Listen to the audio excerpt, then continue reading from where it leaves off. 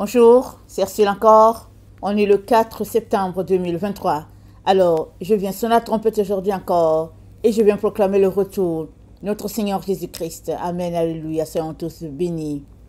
Soyons remplis de sa joie. Amen. Alors, il y a plus de 144 000 sur le mont Sion. Amen. Il n'y a pas juste 144 000, il y a plus de 144 000. Amen. Très très important de recevoir, amen, la lumière du Seigneur, la vérité de notre Dieu. Alors, dans Lamentation de Jérémie 1, au verset 10, c'est dit, l'oppresseur a étendu la main sur tout ce qu'elle avait de précieux. C'est-à-dire, c'est que Israël, ce que Jérusalem avait de précieux.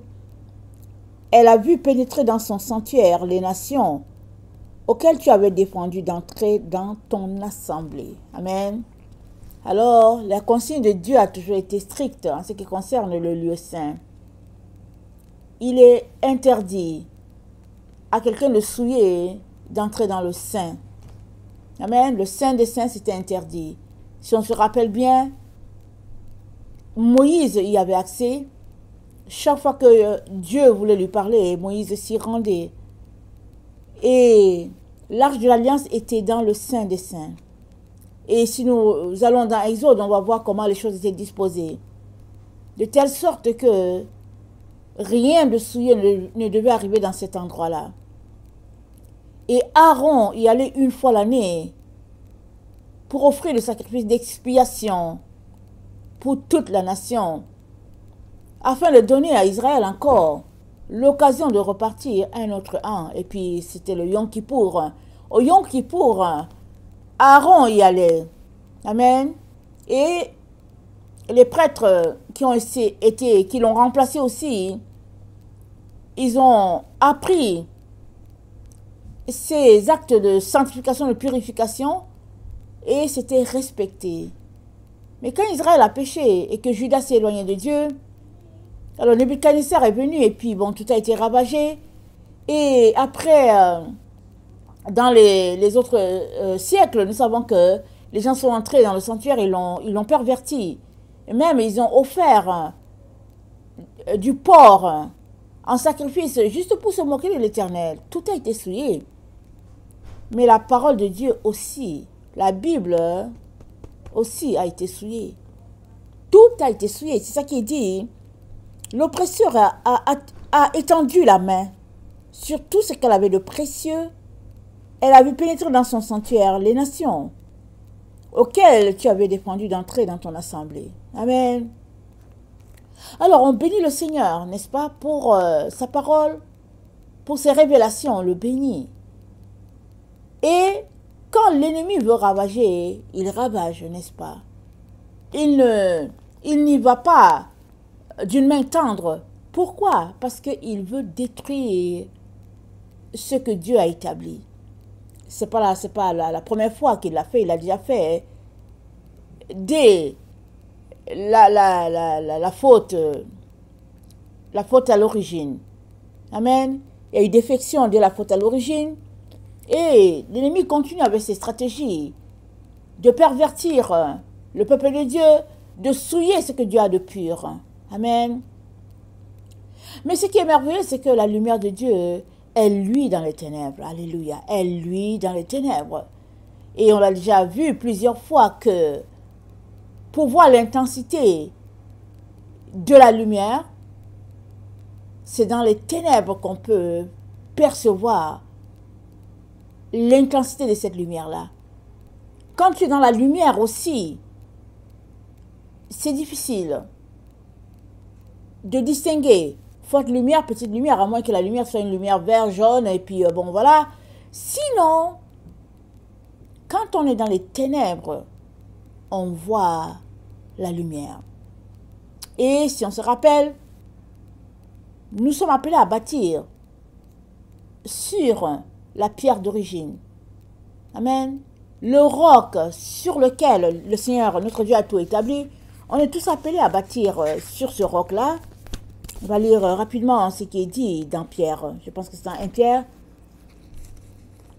dans 1 Pierre 2, c'est dit, au verset 5, c'est dit, et vous-même, comme des pierres vivantes, édifiez-vous pour former une nation, une maison spirituelle, un saint sacerdoce, afin d'offrir des victimes spirituelles agréables à Dieu par Jésus-Christ.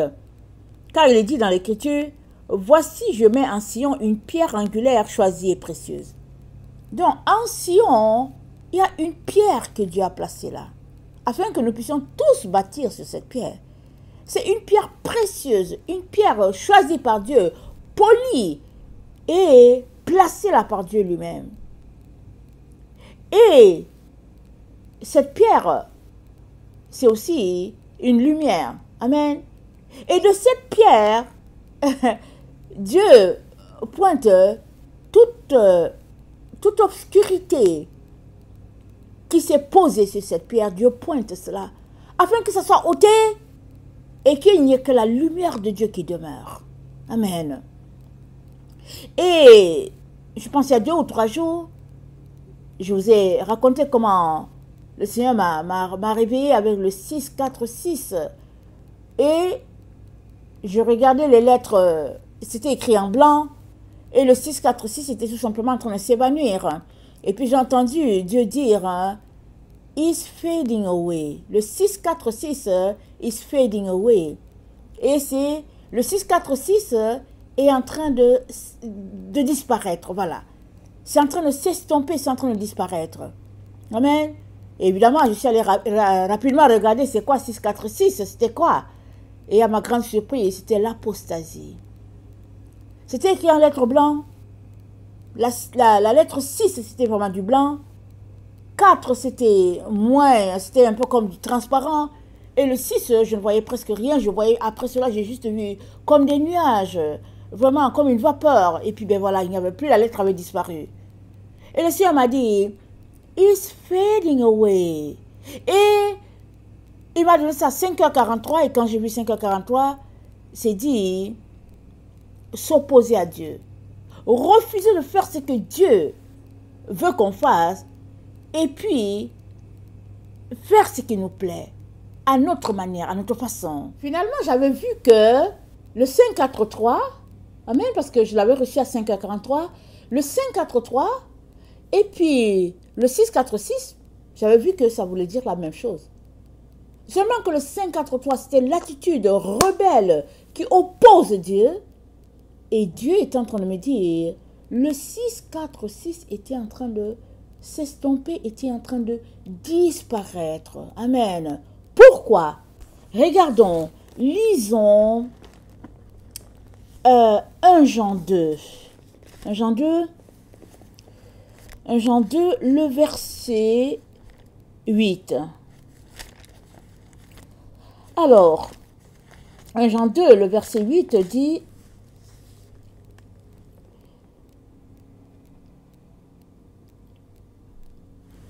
toutefois, c'est un commandement nouveau que je vous écris, ce qui est vrai en lui et en vous, car les ténèbres se dissipent et la lumière véritable paraît déjà. Les ténèbres se dissipent et la lumière véritable paraît. Amen.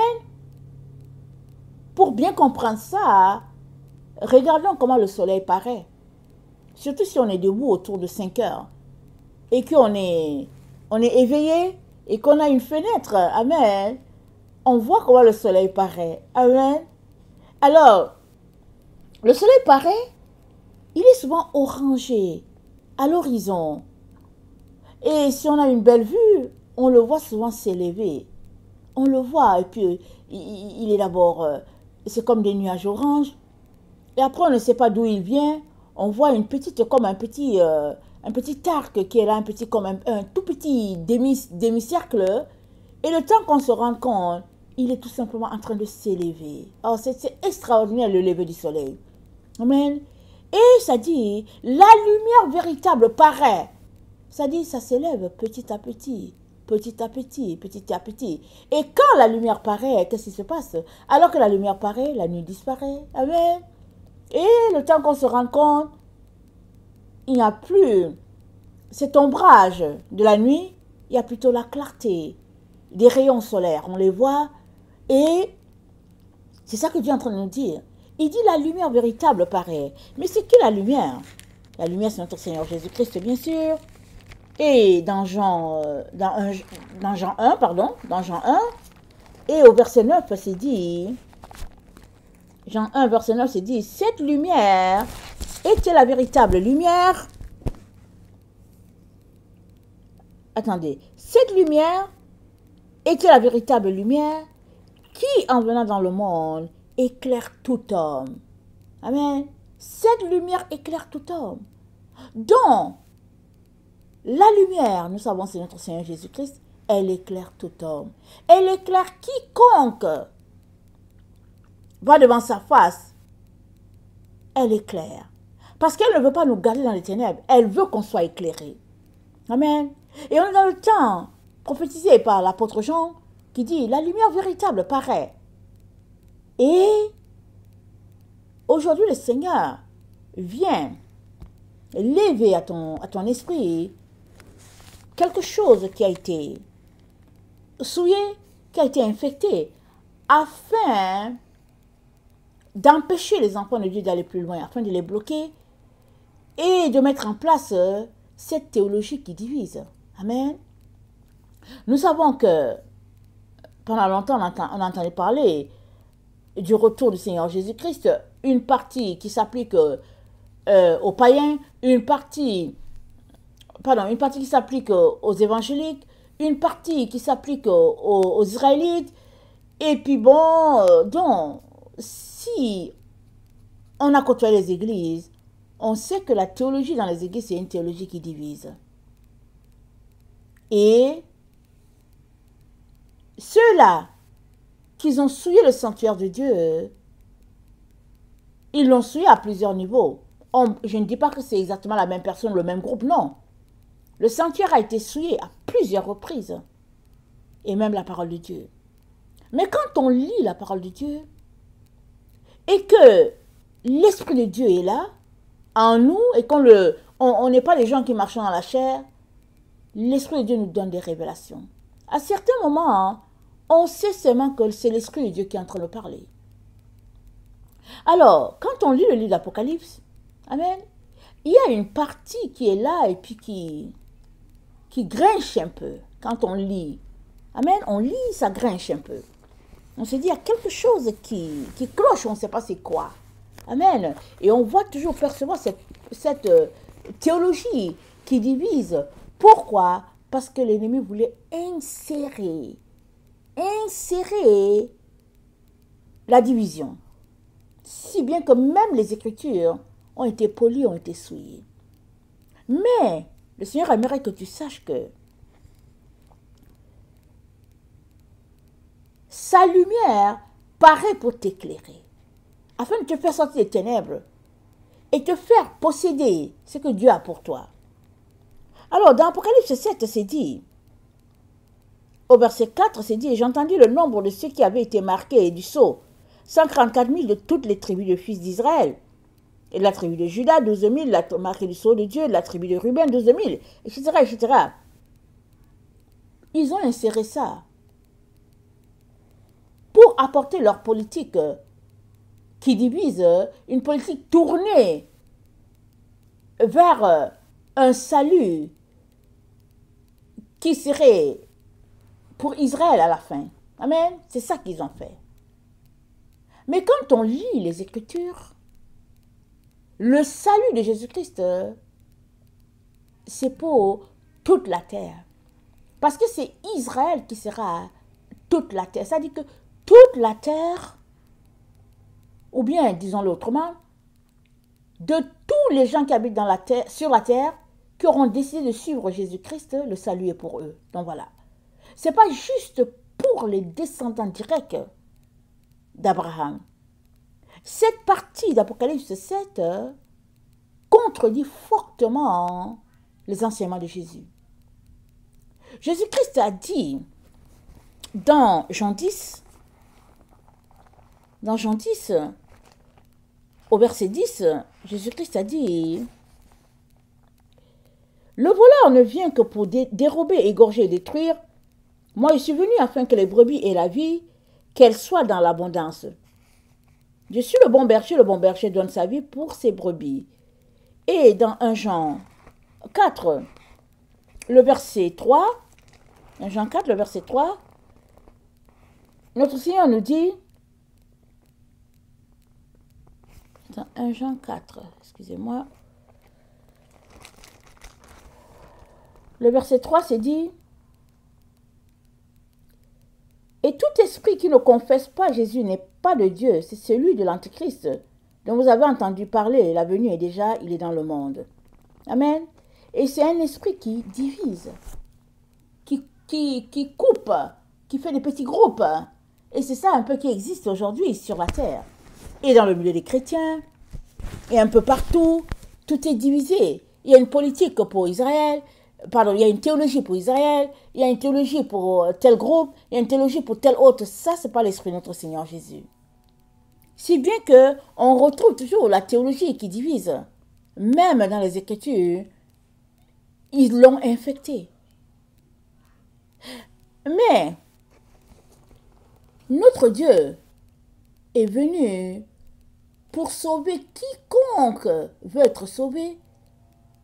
Et il a juste un seul groupe, une seule famille. Il a une première bergerie, celle-là que nous connaissons, qui a été rassemblée du temps où les apôtres étaient là. Et il y a une dernière bergerie, une seconde, c'est celle de notre temps. Dans Jean 12, dans Jean 10, Jésus-Christ n'a pas manqué de le mentionner. Dans Jean 10, au verset 12, Jésus-Christ a dit, attendez, je vais lire.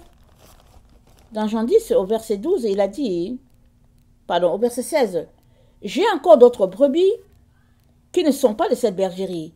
Celles-là, il faut que je les amène. Elles entendront ma voix. Il y aura un seul troupeau, un seul berger. Il y a un seul troupeau, un seul berger. Il n'y a pas deux. Il n'y a pas un troupeau qui est juste formé des Israélites, des descendants d'Abraham. Non, il n'y en a pas. Il y a un seul troupeau sous la houlette du bon berger qui est notre Seigneur Jésus-Christ. Alors, quand le Seigneur m'a appelé, amen, je pense en 2018 ou 2019, je faisais mes recherches et tout, et puis bon, je ne sais plus qu'est-ce que je cherchais, et puis j'avais toujours l'attention tournée vers Jérusalem, et puis bon, voilà, je regardais, et un jour le Seigneur m'a donné une vision. J'étais là en train de prier, et j'ai vu quelqu'un qui montait, qui allait en direction du temple. Amen. Le temple tel qu'on le voit, le temple qui est là, la mosquée qui est là. Et j'ai vu quelqu'un qui montait, c'était un rabbin. Il montait et puis il était vraiment dans tout son habit, comme on dit, il avait son petit chapeau là, et puis bon voilà. Et sur lui, il avait écrit plein de choses qui étaient écrites sur lui. Et puis ben moi j'étais là, mais ce que j'écrivais, ce que je voyais écrit, ce n'était pas agréable. Alors moi j'étais choquée, il disait mais je comprends rien. Et le Seigneur m'a dit, est-ce que tu penses que c'est dans une telle église ou même dans un tel temple que moi je veux venir? Il m'a dit, mais c'est déjà dit, non, dans la parole? Il dit, Jérusalem, Jérusalem, j'ai voulu rassembler tes enfants. T'as pas voulu? Voilà, je secoue la poussière jusqu'à ce que tu dises, béni soit celui qui vient au nom du Seigneur. Donc, jusqu'à ce que Jérusalem reconnaisse, que les habitants d'Israël reconnaissent qu'ils, leur sauveur et leur maître, les choses ne vont pas marcher comme ils aimeraient. Donc, une politique qui divise, ce n'est pas de notre Dieu. Je dis, une théologie qui divise, ça ne vient pas de notre Dieu. Il y a un seul troupeau. Que tu sois descendant d'Abraham de sang ou bien pas, ça ne change rien. Il y a un seul peuple à Dieu. Amen. Si bien que, dans l'Apocalypse 14, le verset 1, c'est dit ceci. Dans l'Apocalypse 14, le verset 1, c'est dit, je regardais et voici, l'agneau se tenait sur la montagne de Sion et avec lui 144 000 personnes qui avaient son nom et le nom de son père écrit sur leur front. Et j'entendis du ciel une voix comme un bruit de grosses eaux, comme le bruit d'un grand tonnerre. Et la voix que j'ai entendue était comme celle des joueurs de harpe jouant de leur harpe. Ils chantent un cantique nouveau devant le trône et devant les 4 êtres vivants et les vieillards. Et personne ne pouvait apprendre leur cantique si ce n'est les 144 000 qui avaient été rachetés de la terre. On va s'arrêter là.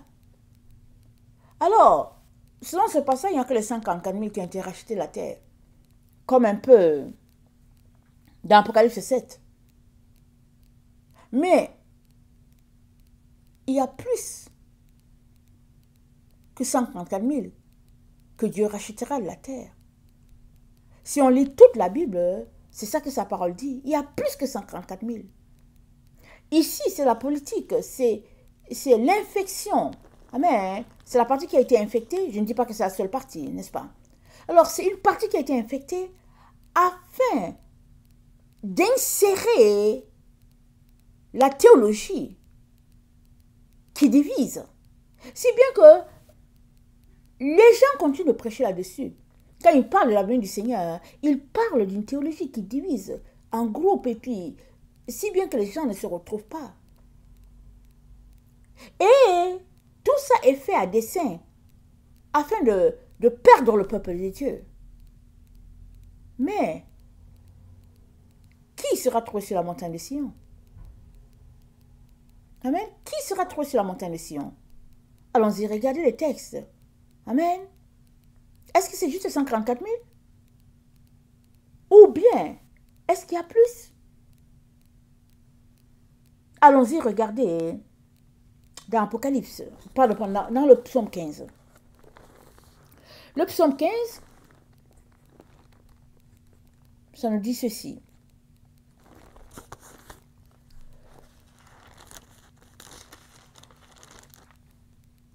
Ô Éternel, qui séjournera dans ta tente, qui demeurera sur ta montagne sainte, celui qui marche dans l'intégrité, qui pratique la justice, qui dit la vérité selon son cœur, il ne calomnie point avec sa langue, il ne fait point de mal à son semblable, il ne jette point l'opprobre sur son prochain. Il regarde avec dédain celui qui est méprisable, mais il honore ceux qui craignent l'Éternel. Il ne se retracte point s'il fait un serment à son préjudice. Il n'exige point d'intérêt de son argent. Il n'accepte point de don contre l'innocent. Celui qui se conduit ainsi ne chancelle jamais. Psaume 24.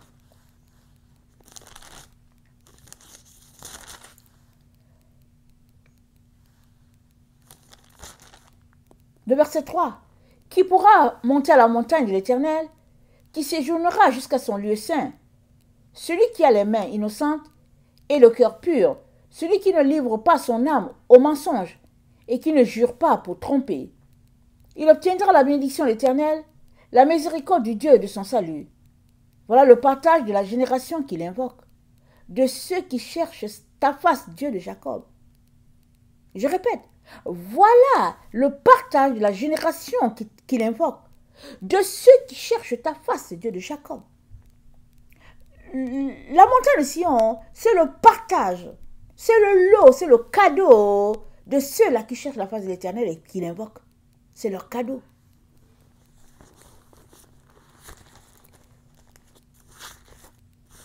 Ésaïe 26.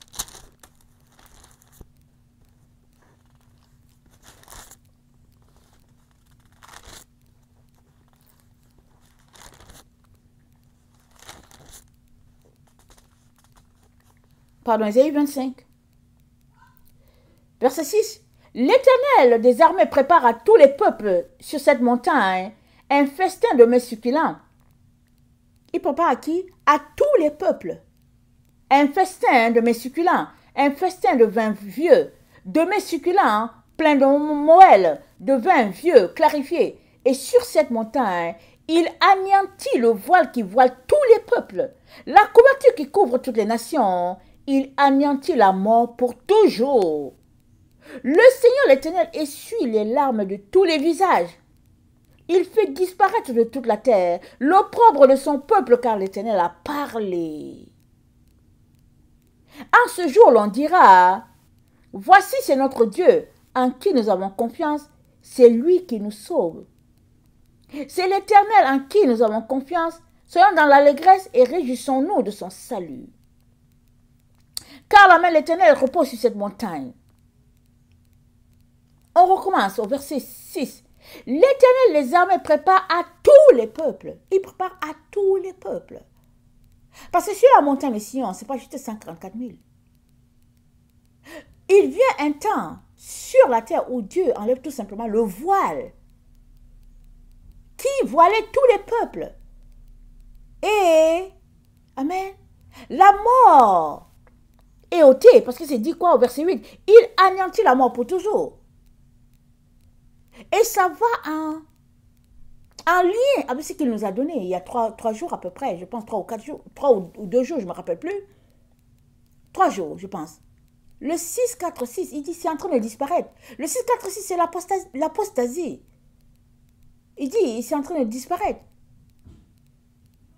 Et l'apostasie, c'est la rébellion contre Dieu. C'est en train de disparaître. Pourquoi? Parce que le jour, la lumière véritable paraît. Donc c'est la lumière véritable qui chasse les ténèbres, qui chasse la mort, qui l'éclabousse et l'anéantit à toujours. Si bien que tous ceux-là qui auront choisi la voie de la lumière, ils auront la vie à perpétuité. Et ceux qui la refuseront, ils seront tout simplement anéantis. Ils seront dans les ténèbres du dehors. Là, il y a les pleurs, les grincements des dents. Mais ceux-là qui auront choisi la voie de la lumière, ils habiteront la montagne de Sion. Parce que la montagne de Sion, ce n'est pas un lieu géographique comme ça. Amen. C'est l'endroit où Dieu demeure. Mais la montagne de Sion, c'est où? C'est dans ton cœur. Amen. La montagne de Sion, elle est placée dans ton cœur. Parce que c'est de ton cœur que tu entres en communion avec Dieu. Qu'il y a un lien. Amen. Il y a ce pont-là qui te lie à Dieu. Et ce pont-là qui te lie à Dieu, c'est quoi? C'est la parole de Dieu. C'est le logos de notre Dieu. C'est ça, le pont qui te lie. Si tu ne lis pas la parole de Dieu, si tu n'as pas en communion avec Dieu, tu n'auras pas accès à la montagne de Sion. Mais si tu es en communion avec Dieu, la montagne de Sion, c'est pour toi. Ce n'est pas juste pour les 144 000.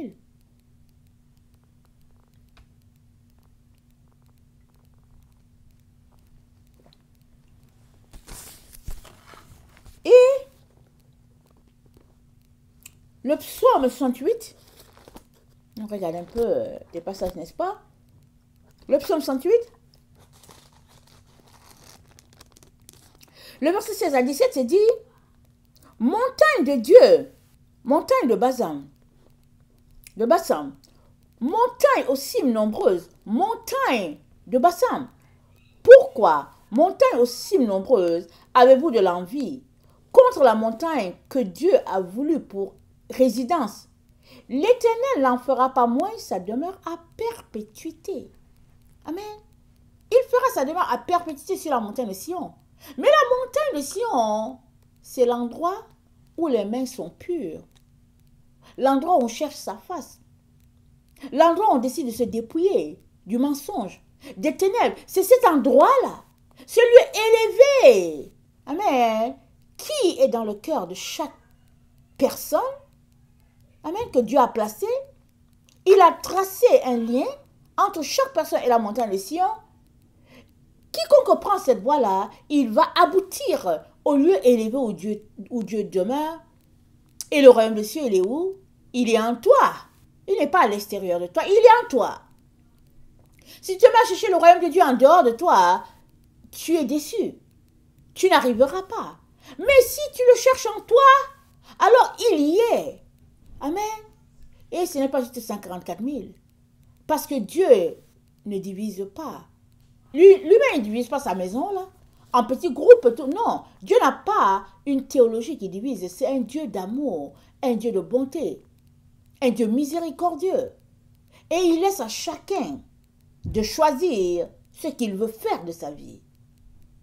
Et si c'est lui que tu as choisi, il t'aidera à arriver au sommet de la montagne. afin que tu puisses habiter à Sion, ce lieu où demeure notre Dieu. Amen. Alors, il n'y a pas un peuple qui est juste les descendants d'Abraham et qui, au fait, seront sauvés d'une manière spéciale comparée aux autres. Non, non, il n'y a pas. Voilà pourquoi il est très important que tous ceux-là qui continuent de prêcher la théologie qui divise, je les invite tous à arrêter. Parce que c'est nocif pour vous. Parce que alors que vos yeux sont voilés et que vous ne voyez pas, vous êtes tout simplement en train d'aller contre le Seigneur Jésus. Et Jésus-Christ a dit quoi? Il a dit, qui n'assemble pas avec moi, disperse. Allez-vous continuer de disperser alors que Jésus-Christ est en train d'assembler? Et il assemble autour de la montagne de Sion. Qu'êtes-vous en train de faire? Quand allez-vous arrêter de continuer de prêcher du retour du Seigneur avec cette théologie qui divise? Cette théologie qui, au fait, remplie de beaucoup d'erreurs, de mensonges. Et qui, au lieu d'assembler les enfants de Dieu, les divise et les met les uns contre les autres. Jusqu'à quand allez-vous continuer de perpétuer cette théologie-là, qui n'est pas de Dieu, qui est de l'ennemi?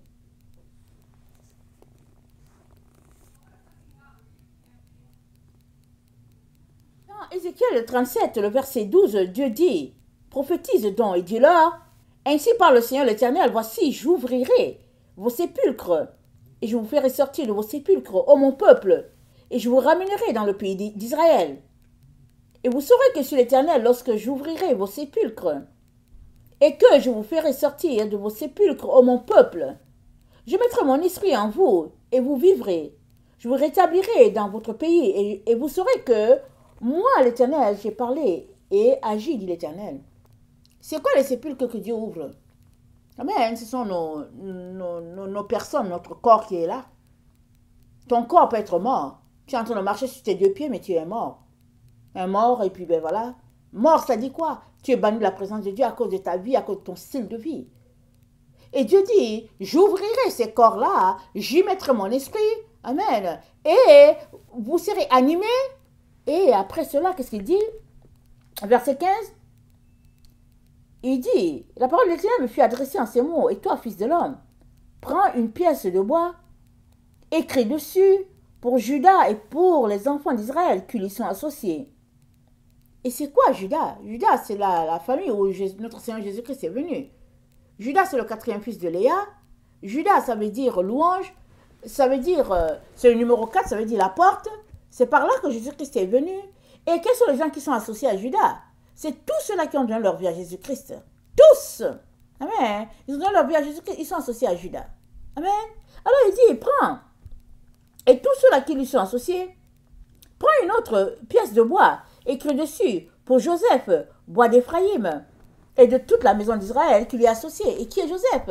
Joseph, c'est le 11e fils de Jacob, mais c'est celui par qui Dieu a sauvé Israël de la détresse. Quand ils étaient dans la galère, la misère, la famine, Dieu les a fait partir, amen, en Égypte pour retrouver Joseph. Joseph avait été vendu en Égypte. Pourquoi? Parce que Dieu l'avait envoyé là-bas pour préparer le chemin de sa famille. Parce que Dieu savait qu'il y avait une famine qui arriverait. Alors Dieu a envoyé Joseph à l'avance comme un éclaireur. Et Israël s'est levé de là où il était. Et puis Israël est parti en Égypte. Et puis ils sont restés là 400 ans. Amen. Mais il fallait que Dieu fasse partie Joseph d'abord. Alors, le premier groupe, là, les 12 tribus, amen, se sont retrouvés là-bas en Égypte. Amen, ça c'est la première, comment on appelle ça, la première batch ou bien le premier groupe, comme on dit. Alors, quand Dieu parle de Joseph, il parle de Joseph qui a été la tête spirituelle de sa maison. Amen. Et au deuxième tour, c'est Jésus qui est venu pour être celui-là qui va assembler tout le monde. Et qu'est-ce que Dieu dit dans la prophétie?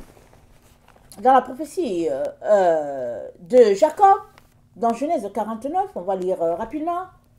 Jacob, en prophétisant sur ses enfants, il leur a dit juste ce que Dieu lui a dit de donner. Parce que la prophétie C'est le Saint-Esprit qui te saisit. Et tu dis ce que le Saint-Esprit te dit de dire. Alors, dans le verset 49, Dieu dit au verset 8, il dit, Judas, tu recevras les hommages de tes frères, ta main sera sur la nuque de tes ennemis, les fils de ton père se prosterneront devant toi. Judas est un jeune lion, il revient du carnage, mon fils, il ploie les genoux, il se couche comme un lion, comme une lionne, qui le fera se lever. Le sceptre ne s'éloignera point de Judas, ni le bâton souverain d'entre ses pieds, jusqu'à ce que vienne le Shiloh, que les peuples lui obéissent. Alors, c'est une prophétie qui doit s'accomplir. Alors Joseph est parti en éclaireur, et après cela, c'est à Judas. Amen.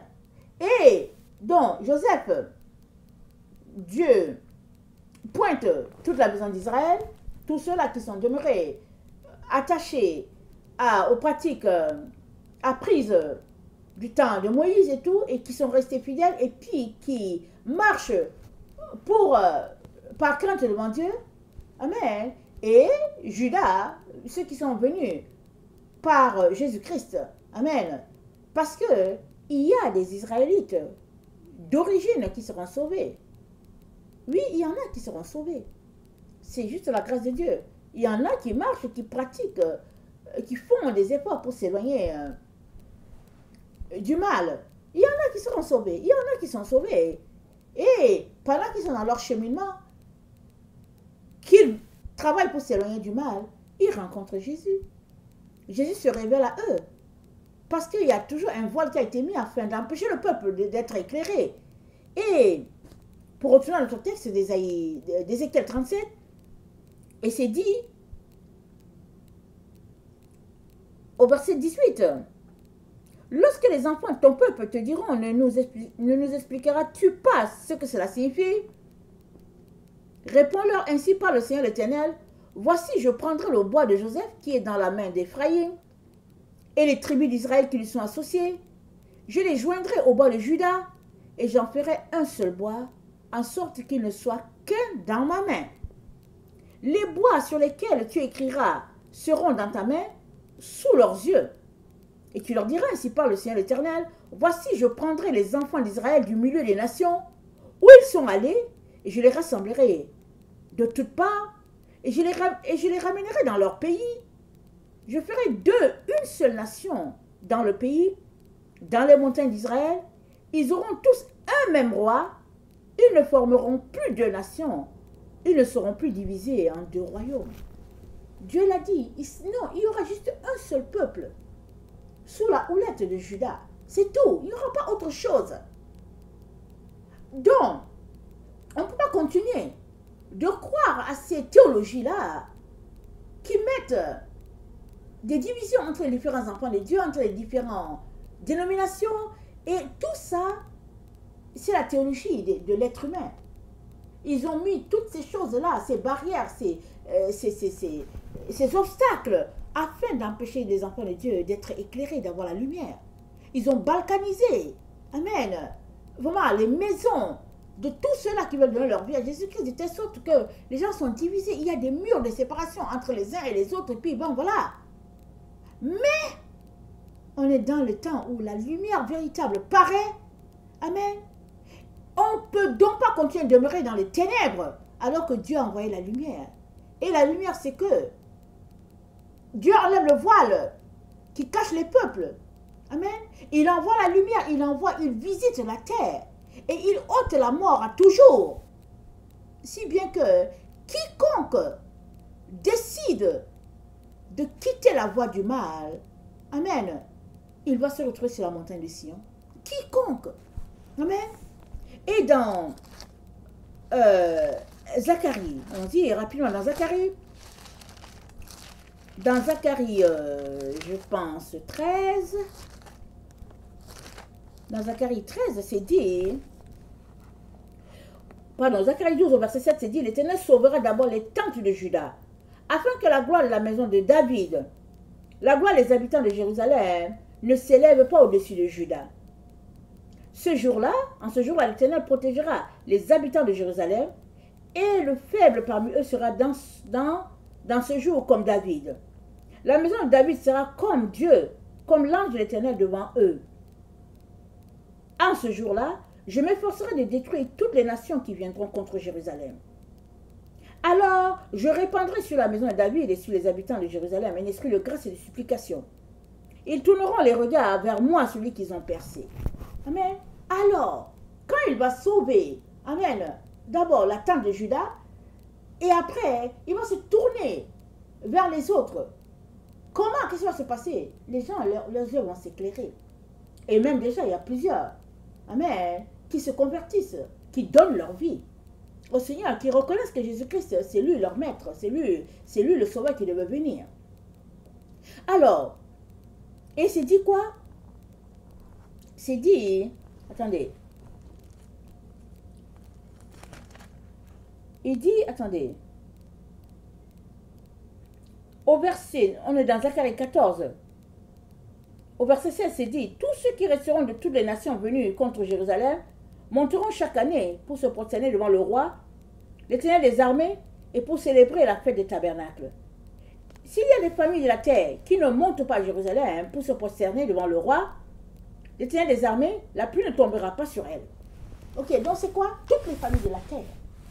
Ça va en lien avec ce que Dieu a dit dans Ésaïe 25. J'enlève le voile qui voile tous les peuples. J'anéantis la mort à toujours. Amen. Si bien que la gloire de l'Éternel va remplir toute la terre. Ce n'est pas une théologie qui divise. Non, non, non. Et nous savons tous que l'enlèvement et tout ça là, c'est des théories qui ont été mises en place. Amen. Pour détourner les gens de ce que Dieu a placé. Parce que si on connaît nos lettres hébraïques, si on connaît notre alphabet hébraïque, en les étudiant, on sait que Dieu vient habiter au milieu de ses enfants. On sait ça, c'est dit là. Il vient habiter au milieu de son peuple. Amen. Il a dit à Moïse, bâtissez-moi un sanctuaire. Mais ce n'était pas juste au temps où Moïse existait. Quand Dieu a dit, dis-leur, bâtissez-moi un sanctuaire, c'est pour toujours sur la terre. Dieu veut habiter au milieu de ses enfants. Il veut habiter au milieu de son peuple. Voilà le temps dans lequel nous sommes. Un temps extraordinaire où, amen, les ténèbres se dissipent. Et, prenons l'exemple, prenons un échantillon, 10 personnes, ok? Prenons 10 personnes, parmi dedans, hein, il y a 2 personnes qui sont éclairées, 8 ne sont pas éclairées. Qu'est-ce qu'on doit comprendre? On comprend que il y a 2 qui ont la lumière et il y a 8 qui sont dans les ténèbres. Alors, supposons que de ces 8 qui sont dans les ténèbres, il y a 5 qui sont maintenant éclairés. Donc, il s'ajoute aux 2 autres, ça fait 7 qui sont éclairés et 3 qui sont encore dans les ténèbres. Qu'est-ce qui se passe? La lumière véritable paraît. Les ténèbres se dissipent. Parce que la lumière, c'est où? C'est en nous. C'est en notre esprit que la lumière vient. On commence à comprendre, on commence à saisir. Et quand tu comprends ce qui se passe, amen, tu ne demeures plus dans les ténèbres. Tu sors tes pieds des choses de l'ennemi et tu te mets à marcher sur la voie étroite. Et c'est la lumière de Dieu qui est en toi, qui éclaire tout autour. Elle éclaire l'atmosphère, elle éclaire les gens, elle t'illumine toi-même. Et puis, finalement, qu'est-ce qui se passe? Il se passe cette situation décrite dans Romains 8, au verset 19. Voilà ce qui est dit dans Romains 8, le verset 19, c'est dit « Aussi la création attend-elle avec un ardent désir la révélation des fils de Dieu. Car la création a été soumise à la vanité, non de son gré, mais à cause de celui qui l'y a soumise. Avec l'espérance qu'elle aussi sera affranchie de la servitude de la corruption pour avoir part à la liberté de la gloire des enfants de Dieu. » Amen. Même la nature, même la création, tout a été soumis à la corruption. Si bien que même dans les Écritures, il y en a qui ont tellement opposé Dieu qu'ils sont venus quand même glisser leurs pensées afin de maintenir cette théologie-là qui divise les enfants de Dieu, qui mélange les gens dans l'esprit, et puis les gens ne savent plus où se tenir. Et le Seigneur veut que tu sois éclairé aujourd'hui. Il est très important que tu enlèves tes pieds de la théologie des différentes églises. C'est très important. Dieu ne vient pas sauver une église. Il ne vient pas sauver une dénomination. Il ne vient pas sauver une famille. Non. Il sauve un individu. Et pourquoi cet individu est-il sauvé ou bien est-elle sauvée? Cet individu est sauvé parce qu'il a donné sa vie à Jésus et il a décidé de marcher selon la doctrine de notre Seigneur Jésus-Christ, selon ce qu'il a dit. Et la doctrine du Seigneur, c'est quoi? C'est lumière. Amen. C'est des préceptes qu'on doit observer. Et alors que nous observons ces préceptes, c'est-à-dire que nous marchons selon ces commandements, alors nous sommes en train de dire au revoir aux ténèbres et nous sommes en train d'embrasser la lumière véritable. Amen. Et il y a des passages où on lit, où Paul fait des démonstrations en disant que bon, vous marchez encore sous la loi et tout. Mais Paul était en train de parler de la loi des Israélites. Les Israélites, il y a la Torah que Moïse a apportée, il y a d'autres lois qu'ils avaient à côté, sur lesquelles ils tenaient, coûte que coûte. Et Paul dit, non, non, non, non. Par exemple, la loi de la circoncision, Paul disait non, même si les parents ne sont pas circoncis, à partir du moment où ils ont donné leur vie à Jésus, ça va.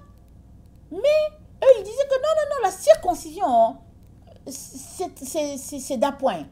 Et ils forçaient les païens à aller se circoncire, sinon, ils n'auraient pas le salut. Mais Paul dit non. Donc, le livre de Romains, par exemple, parle des lois. Paul pointe des lois, mais ce n'est pas les lois que Moïse a apportées. Alors, des individus mal intentionnés ont pris cela, ils en ont fait une théologie de l'erreur, ils ont répandu ça au milieu des enfants de Dieu, si bien que plusieurs enfants de Dieu pensent que parce qu'ils ont donné leur vie à Jésus, ils n'ont pas besoin de marcher selon les commandements de Dieu, selon les préceptes. Mais c'est quoi les commandements de Dieu? Les commandements de Dieu, c'est la lumière. Les commandements de Dieu, ces préceptes, c'est ça la lumière qui nous conduit.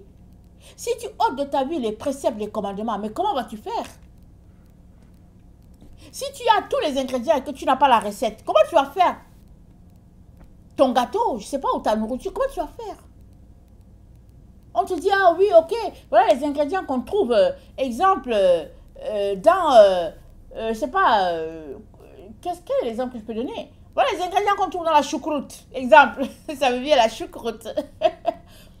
Alors, on te dit, dans la choucroute, il y a du chou, voilà, le reste des ingrédients, moi je ne sais pas, ok?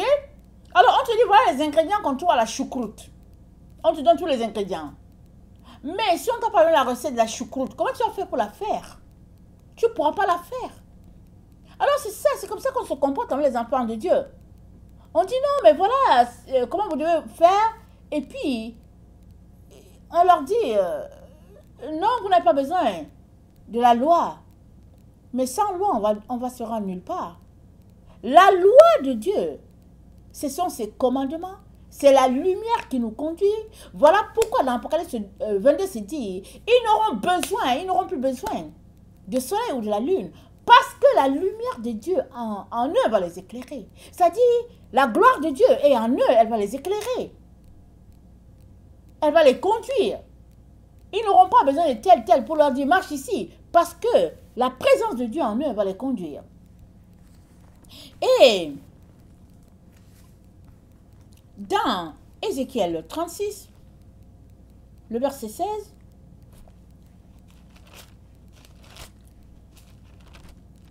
le verset 16, c'est dit,